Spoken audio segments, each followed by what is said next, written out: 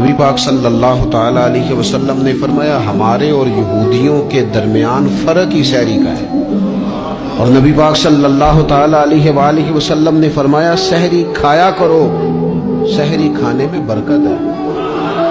اور اگلی بات سننی ہے آپ نے تو خوش ہو جانا ہے، سحری کو معمولی نہ سمجھے، سحری کرنا عبادت ہے۔ ہاں آپ مت سمجھیں کہ میں روٹی کھا رہا ہوں، یہ تو میرے سامنے دہی رکھا ہوا ہے، سحری کھانا عبادت ہے۔ ایک چیز آپ نے نا پورا رمضان استعمال نہیں کرنی، وہ غصہ ہے۔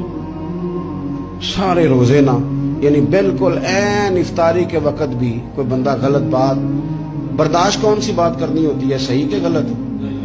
صحیح کو تو برداشت کرنے کی ضرورت ہی نہیں ہوتی، برداشت کرنی غلط بات ہوتی ہے، اس کو سہنا ہے، اسے کہنا یار روزے ہیں، رب کی رحمت برس رہی ہے، جا میں نے تجھے اللہ کی رضا کے لیے معاف کیا۔ اور ذہن میں حدیث رکھنی ہے کہ حضور نے فرمایا تو رب کے بندوں کو معاف کر، اللہ تجھے معاف فرمائے گا۔